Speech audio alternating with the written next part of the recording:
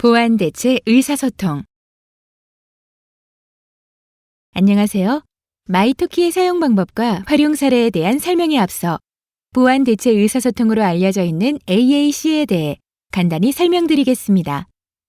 AAC란 의사소통에 어려움이 있는 사람의 말을 보완하거나 말 이외의 방식으로 대체함으로써 의사소통 능력을 향상시켜주는 다양한 방법을 말합니다. 그렇다면 AAC에는 어떤 것들이 있을까요? 얼굴 표정, 제스처, 수와 같은 신체 동작에서부터 마이토키처럼 하이 테크놀로지를 활용한 다양한 도구들이 모두 AAC에 속합니다. 최근 교육 현장에 있는 학생들의 장애가 점점 심해지면서 학습 능력 또한 저하되고 있습니다. 장애가 매우 중한 학생의 경우 교사의 말을 얼마나 이해하는지, 무엇을 원하는지에 대한 판단조차 어렵기 때문에 교사가 교수 방법을 계획하고 학습 능력을 평가하는 데 어려움이 많습니다. 그렇다 보니 중증 장애 학생들이 교육에서 배제되는 경우가 발생하기도 하죠. 따라서 최근 교육 현장에서는 중증 장애 학생들의 학업 능력을 향상시키기 위한 방법의 하나로 AAC가 많이 활용되고 있습니다. 모든 사람은 자신이 원하는 것을 요구하고 원하지 않는 것을 거부할 권리가 있습니다. 또한 감정을 표현하고 상호작용할 권리도 갖지요. 이것이 바로 의사소통을 지도해야 하는 이유입니다. 여러분은 주변 사람들과의 의사소통에 만족하고 계신가요? 우리는 말과 얼굴 표정, 그리고 문자 등을 통해서 상대방과 상호작용하고 있습니다. 그런데 많은 중도의 인지장애, 자폐성 장애, 지체장애 학생들이 자신의 의사를 제대로 전달하지 못하여 문제 행동을 나타내곤 합니다. 이들은 원하는 것을 말로 표현하지 못해 울기도 하고 떼를 쓰기도 합니다. 그로 인해 친구들과 교사들로부터 소외되기도 하고 가족들에게는 답답하고 다루기 어려운 존재가 되기도 하죠. 학교에서 또 가정에서조차 이런 어려움을 경험하는 장애 학생들의 공교육 이후의 삶은 어떨까요? 행복할 수 있을까요? 이에 대한 우려로 많은 학자들은 지금 당장 의사소통을 지도해야 한다고 주장하고 있습니다. 의사소통은 왜 필요한 것일까요? 우리는 말로써 필요나 요구를 표현합니다. 또 감정을 표현하고 의견을 제시함으로써 사회적인 상호작용도 하지요. AAC는 누가 사용하는 것일까요? 우리나라는 처음에 AAC를 주로 뇌성마비 학생들에게 적용했었습니다. 그러나 최근에는 자폐나 지적장애 학생들도 AAC를 사용하게 되었고 루게릭병이나 뇌졸중 등으로 인해 후천적 언어장애를 갖게 된 성인들로까지 확대되고 있습니다. 이번에는 AAC 사용자들의 다양한 의사소통 방법에 대해 함께 살펴볼까요? 울음, 얼굴 표정이나 제스처를 통한 신체적 행동으로 하기도 하고 사진이나 그림을 선택하여 의사를 전달하는 방법도 있습니다.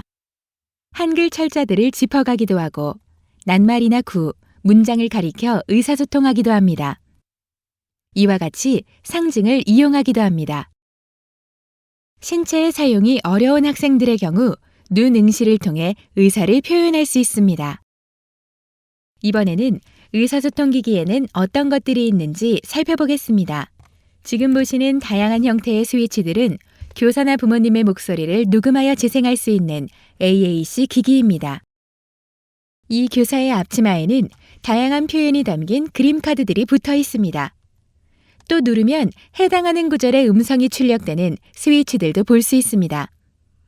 이런 그림 카드와 스위치를 사용하면 학생들의 관심과 참여를 북돋을 수 있겠죠?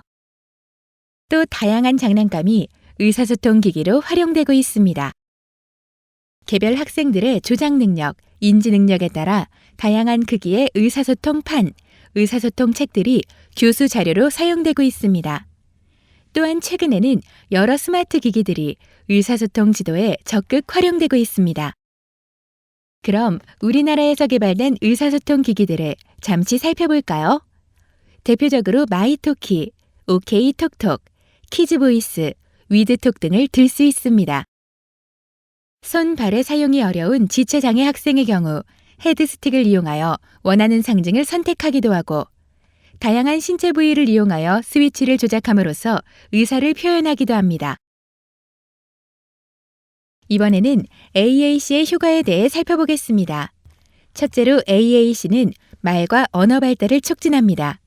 장애 학생이 AAC를 사용하는 경우 그나마 가지고 있었던 언어 능력마저 잃게 되는 것이 아닌가 걱정하실 수 있지만 AAC의 사용이 오히려 구어 능력을 향상시킨다는 것을 많은 연구 결과들이 증명해주고 있습니다. 둘째, AAC는 상호작용을 촉진하여 장애 학생의 사회성을 향상시킵니다. 친구와 이야기할 수 있으니 사회성을 기르는 데 도움이 되겠죠? 셋째, 학습 활동의 참여도를 높여줍니다. 즉 AAC는 중도의 장애 학생들이 단순히 학교에 출석하는 데 의의를 두는 것이 아니라 적극적으로 수업에 참여할 수 있는 기회를 제공해 줄 수 있습니다. 넷째, 문제 행동을 줄일 수 있습니다. 문제 행동 없이도 원하는 것을 표현할 수 있기 때문이지요. 다섯째, 학령기 동안 AAC를 꾸준히 사용하는 경우 성인기에 더욱 독립적으로 생활할 수 있게 됩니다. 결국 장애인의 삶의 질이 향상될 수 있겠지요.